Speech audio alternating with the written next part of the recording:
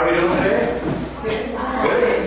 Good. Good. Well, good to see you. My name is Daniel Rueckert. I'm a professor at Oklahoma City University. Just to give you a little bit of background about myself. As a professor, we have our different areas that we focus on within TESOL. One of the areas that I focus on is technology and its applications for language learning and also assessment. So when putting together my presentation for today, I brought in an area that touches both those areas a bit, which is assessment and also technology applications to facilitate assessment. So that's where I came up with this area here, just so you're aware of that. For VoiceFit, I've had using technology to facilitate oral language assessment. So that's what we're going to talk about today. Okay? All right. So I have a QR code if you want to follow along with your phones, you can, but that is available on there. Okay, so what we want to talk about today a little bit is types of oral language assessment. Okay, when we talk about oral language assessment or assessment speaking, there are really 5 different types of speaking that we're looking at, according to the H. Brown book on there. Imitative, intensive, responsive, interactive, and extensive. Some of these are easier to assess than others when we go into them, due to lots of different reasons. But we're talking about, because we're going to use these terms a little bit throughout the class, or throughout the lecture up here. So imitative would be just having students repeat back what we're saying, usually associated with different phonemes or sounds on there, so T, repeating letters, whatever it may be. Intensive speaking, which would be our short stretches of speaking, mostly focused on grammatical structures. I'm able to put together a proper sentence. I'm able to use vocabulary. We have responsive, which is kind of short dialogue, just what we get a lot of times in our textbooks, where we have hello, how are you? My name is, and you. Those types of things, those short little phrases. Responsive, shorter conversations. Then we have interactive, which would be our longer conversations, where we deal with more transactional or social language. And then we have our extensive, which would be our monologue. There's one person presenting and speaking, much like I'm doing right now on there. Those would be our different types of speaking according to Brown. Right? But we have a major dilemma within oral language assessment. If I'm going to assess those, some of those we can just think are easier to assess than others. If I want to test somebody's parodying or mimicking that imitative speaking, it's pretty easy to do, right? I can say a word, say, hey, repeat this word. So I can say, hey, say purple. Say purple. Good job. Okay. So pretty easy to assess. I get a production, it's quick, it's easy, not a problem on there, right? There's some that are very easy, but there's other ones when we go into oral language assessment that are really hard to do in the class. So if I have a classroom of 30 people, and I want to see the ability for people to say purple, I can do that. It's not too hard initially, right? Okay. For just saying purple, not so bad usually, right? But if it's longer speech, if it is a longer conversation, or if it's a longer speech, so giving a 5-minute speech and I have 30 people, how many minutes is that? Very good, testing the math. Right? We're language people, but good job with the math. So we're looking at 150 minutes on there, so you're looking at 2.5 hours about in order to do that, counting transactional time or transition time. It can be daunting to get that much assessment done. So when it comes to oral language assessment, we've had a problem for many years in language learning. How do we assess students' oral language skills more practically? Because I would love to have students do interviews or doing interviews with students, but practically it's very difficult to do that with the limited amount of classroom time we have to be able to draw that out of students. Right? So this, our big problem, is practicality. Okay. Now, what we want to talk about is how technology relates to practicality issues. Okay? Throughout history, there's been evolution of education with technology. Technology develops, And we benefit from it, and we're able to make things easier in teaching and assessing different aspects of language, particularly focus on language. Writing, reading, listening, speaking. We can kind of go through these, and you probably think of some of the technologies that make it a little bit easier for us to assess writing, for example. And technology, we're going to go back to old technologies also when we start to consider this. So let's look at a few things. First off, writing. Think about these different technologies, how they developed, and how they helped us throughout history. Okay? How much impact did the invention of paper and pencil have on writing and writing assessment? Right? Where would we be at today without paper and pencil? It's getting a little bit easier because of technology and word processors, but the fact is, writing is much easier to assess now than when people used to have to carve into wax tablets or the big scrolls, whatever it may be. It's much simpler now with our access to paper and pencil, and we can assess writing fairly easily. I can ask people write, turn in the paper, I can assess it.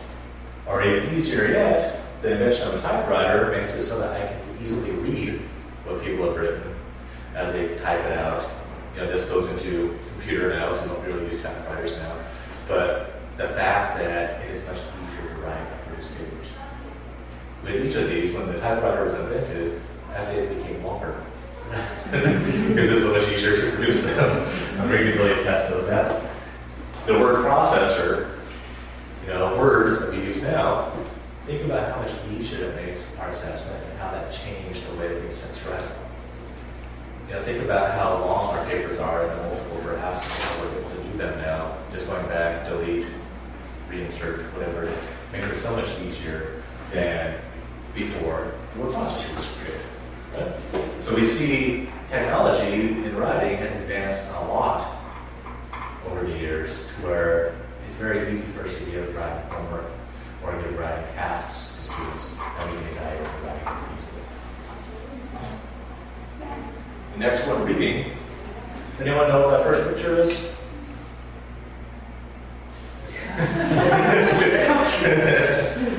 That's the printing press. One of the versions of the printing press on there. But look at how reading has evolved over the years, from back in the way long time ago when everybody had to write books out by hand. And if you want to borrow a book, well, that's a very precious thing to borrow on there because it was written out by hand. The printing press made books easily accessible to people. So it was to the masses. We have our textbooks. Can you imagine teaching without any printed textbooks? Oh, yeah. See, it makes it a lot easier, right? We have the internet. Think about the accessibility we have to text. So now with that, it's not just having to buy a book or find it in the library. We can access so much text. And we can copy and paste it into our texts if we want to, whatever it is, as long as we cite. But we can go ahead and use a lot of that material that we have to be able to provide reading, authentic reading to our students who are interested. All right? And then now we're trending more towards electronic textbooks, or have the Kindle on here. I probably should have made it a little bit beyond there. But that area, how has that changed assessment of reading? So much easier nowadays than when I first got into teaching English to be able to access text because of the internet, right? Back in the day, you used to have to find books physically, copy them, whatever it is. Nowadays, we can easily find access to lots and lots of English text that can help with English language assessment. Make it easier. One more factor. We go into listening. The technologies that's developed, we have the radio, of course, which made it so that we can import speaking into our classrooms. Think about how small the world was, or how big the world was before the radio, without being able to get any other sound into the classroom necessarily. We had to do everything as a teacher. It was all speaking for assessments. The cassette tape made listening recordable and transferable, so I could actually record it and keep it with me and type again and again and again. Whereas before, pretty much was just transmission, right? And then we have the advent of the MP3 or portable media devices, and how we're able to keep lots and lots of media available on just a small device, but make it easily transportable. Nowadays, it's so easy to bring in listening scripts for our students to listen to for language assessment. You know, I look back just over my career, when I first began, I remember having to comb through CDs to try to find just the proper scripts on there, then have to buy those CDs. Nowadays, browsing the internet, you can find many MP3s we can easily bring into our classroom and have that available for our students, right? But now our next one, we go into oral language production. Speaking, what inventions or what technologies do you think of that help us to better assess speaking over the years?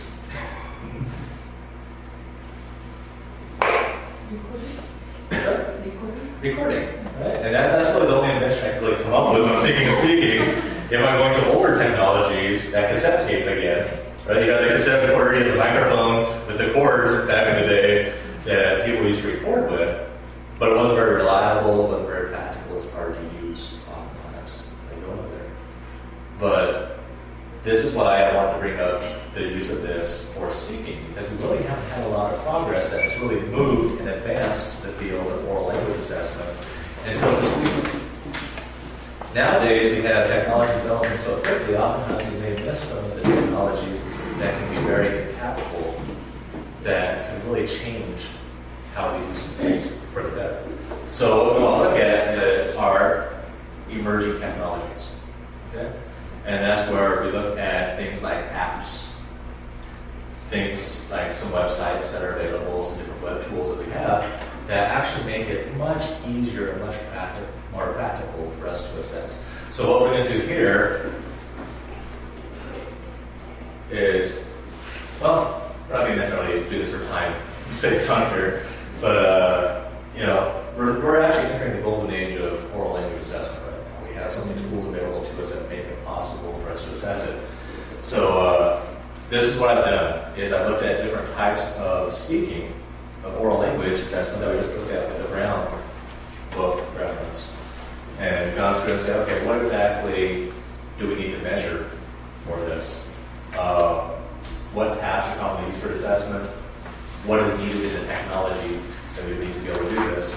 And what technology is available? So I've kind of gone through the questions, and we're going to answer those, and we'll go over how to select a proper technology tool that we can bring into the classroom to facilitate this to be more practical. So game changers.